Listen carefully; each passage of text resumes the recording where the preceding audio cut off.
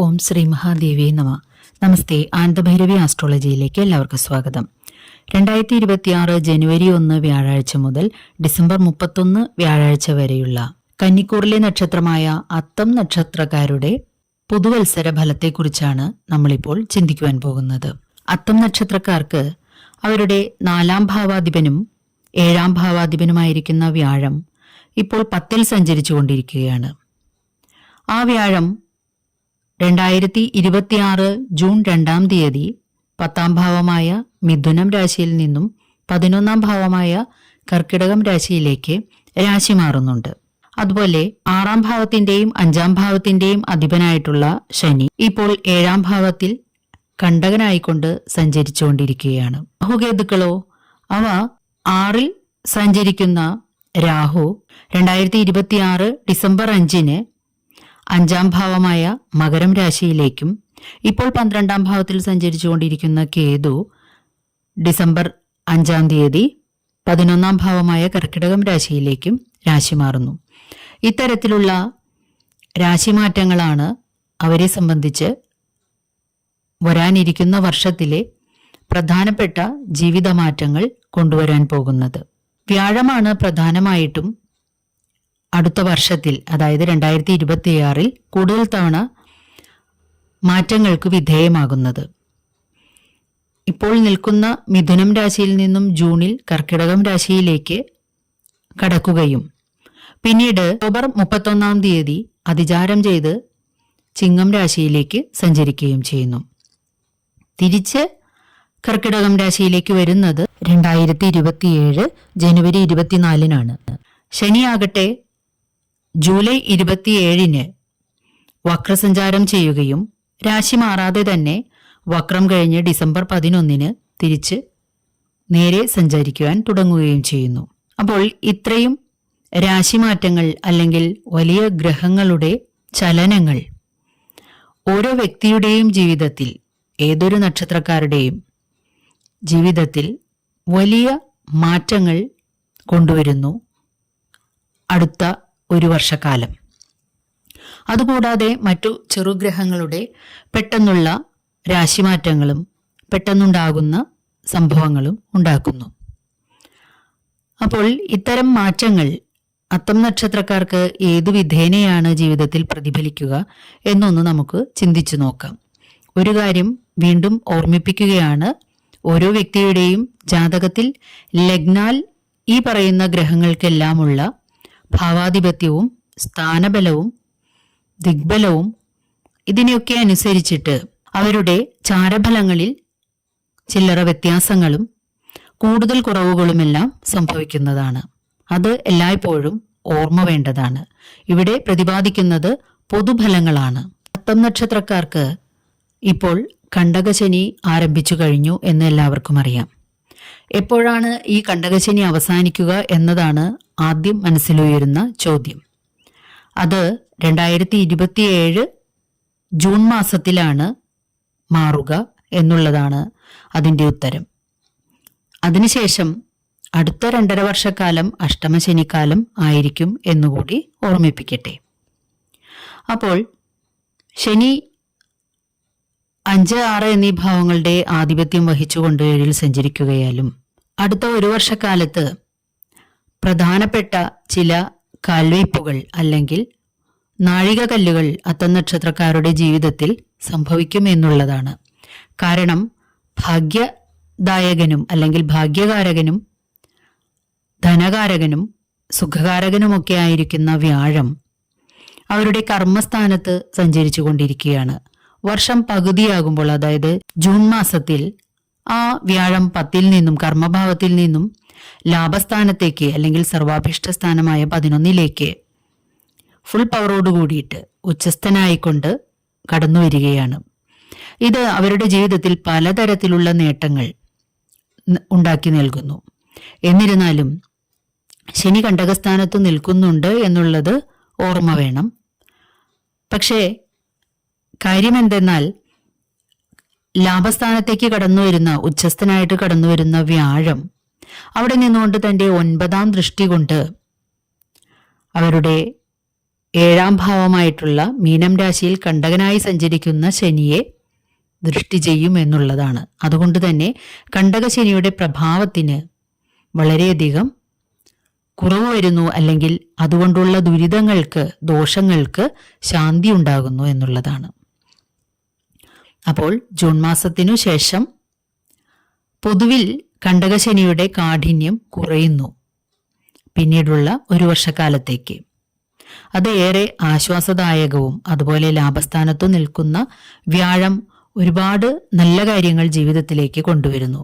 പ്രത്യേകിച്ചും പല കാലമായിട്ട് നിങ്ങൾ മനസ്സിൽ സൂക്ഷിച്ചുകൊണ്ടിരുന്ന അല്ലെങ്കിൽ ആഗ്രഹിച്ചുകൊണ്ടിരുന്ന പല കാര്യങ്ങളും ചെയ്യാനോ, അല്ലെങ്കിൽ മുൻപ് മുടങ്ങിപ്പോയിട്ടുള്ള പല പദ്ധതികളിൽ നിന്നും വരുമാനം ലഭിക്കുക, അല്ലെങ്കിൽ വീണ്ടും ആരംഭിക്കുവാനൊക്കെയുള്ള അവസ്ഥകൾ ഉണ്ടാകുന്നു. അങ്ങനെയുള്ള സാഹചര്യങ്ങൾ ഉണ്ടാകുന്നു.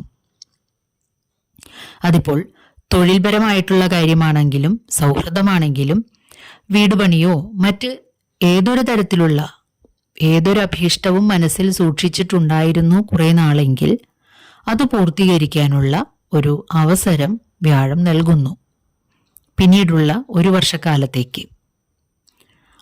അങ്ങനെ ഏറ്റവും ഉച്ചസ്ഥനായി നിൽക്കുന്ന അവസ്ഥയിൽ 11ാം ഭാവത്തിലേക്ക് കടന്നു വരുന്നത് കൊണ്ട് തന്നെ പുതിയ സംരംഭങ്ങൾ തുടങ്ങുക, അതുപോലെ പുതിയ ജോലിയിൽ പ്രവേശിക്കുക, ഉള്ള ജോലിയിൽ പ്രമോഷൻ, നിങ്ങൾ ആഗ്രഹിക്കുന്ന സ്ഥലത്തേക്കുള്ള ട്രാൻസ്ഫർ മുതലായവ ലഭിക്കുവാനിടയാകുന്നു. പിന്നെ മറ്റൊന്ന് വിദേശവാസമാണ്. വിദേശ രാജ്യങ്ങളിൽ ബിസിനസ് സംബന്ധമായിട്ടോ ഉന്നത വിദ്യാഭ്യാസത്തിന് വേണ്ടിയിട്ടോ മറ്റ് തൊഴില് അല്ലെങ്കിൽ വിനോദയാത്രകൾ തുടങ്ങിയവയ്ക്ക് പോകാനായിട്ട് ആഗ്രഹിക്കുന്നവർക്കൊക്കെ പിന്നീടുള്ള ആ ഒരു വർഷക്കാലത്തിൽ ഇതെല്ലാം സാധിച്ചു കിട്ടാനുള്ള സാഹചര്യമുണ്ടാകുന്നു. അതിനു മുൻപ് ശനി പലപ്പോഴും തടസ്സം ആയി നിൽക്കുന്നതുകൊണ്ട് നീണ്ടു പോയി കാണും ഇത്തരം കാര്യങ്ങളെല്ലാം. അതിനെല്ലാം അറുതി വരുത്തിക്കൊണ്ട് തടസ്സങ്ങളെല്ലാം മാറ്റിക്കൊണ്ട് അഭീഷ്ടങ്ങൾ സാധിച്ചു നൽകുന്നു ആ വ്യാഴം. അധിക ചിലവും അനാവശ്യ ചിലവും പക്ഷെ വന്നു ചേർന്നേക്കാം നിങ്ങൾക്ക്. അത് സ്വയം നിയന്ത്രിക്കുക എന്നുള്ളതാണല്ലോ നമുക്ക് ചെയ്യാനുള്ളത്. അതുപോലെ ഉദരസംബന്ധമായിട്ടും കണ്ണുകൾക്കും അസുഖങ്ങൾ ബാധിക്കാനുള്ള സാധ്യതയും ഉണ്ട്. ഇത്തരം കാര്യങ്ങളെല്ലാം വളരെ ശ്രദ്ധയോടെ, അല്ലെങ്കിൽ അസുഖങ്ങൾ ചെറുതായിരിക്കുമ്പോൾ തന്നെ നിങ്ങൾ വേണ്ടത്ര പരിചരണം നൽകേണ്ടതാണ്. പൂർവിക സ്വത്തുക്കൾ കൈവരുവാനോ, അല്ലെങ്കിൽ ജീവിത പങ്കാളിയുടെ ഭാര്യയ്ക്ക് ഭർത്താവും ഭർത്താവിന് ഭാര്യയുടെയും കുടുംബ സ്വത്തുക്കൾ അധീനതയിൽ വരുവാനും സാധ്യതയുണ്ട്. ഈ സമയത്ത് ജൂൺ മാസത്തോടു കൂടിയിട്ട് സന്താനങ്ങൾക്കും വിദേശയാത്ര, ഉന്നത പഠനം, ഉന്നത വിജയങ്ങൾ മുതലായ കൈവരുവാനായിട്ട് സാധ്യതയുണ്ട്. സിനിമാരംഗം, കലാ സാംസ്കാരിക രംഗം മുതലായവയുമായിട്ട് ബന്ധപ്പെട്ട് പ്രവർത്തിക്കുന്നവർക്കും അനുകൂലമായിട്ടുള്ള സമയമാണ് വരുവാൻ പോകുന്നത്. ഇത്തരം രംഗങ്ങളിൽ പ്രവർത്തിക്കുന്നവർക്ക് പ്രശസ്തി, ധനാഗമം മുതലായവ കൈവന്നേക്കാം. പിതാവിന് ചില്ലറ അസുഖങ്ങൾ ഇടക്കാലത്ത് ബാധിച്ചേക്കാൻ ഇടയുണ്ട്. പ്രധാനമായിട്ടും കാലിനെ സംബന്ധിച്ചിട്ടുള്ള അസുഖങ്ങൾ ആയിരിക്കും കൂടുതലായി അലട്ടുക. പ്രമേഹം, കരൾ രോഗങ്ങൾ മുതലായവയുള്ളവരും കൂടുതൽ ശ്രദ്ധ വേണ്ടതാണ് ആരോഗ്യകാര്യങ്ങളിൽ.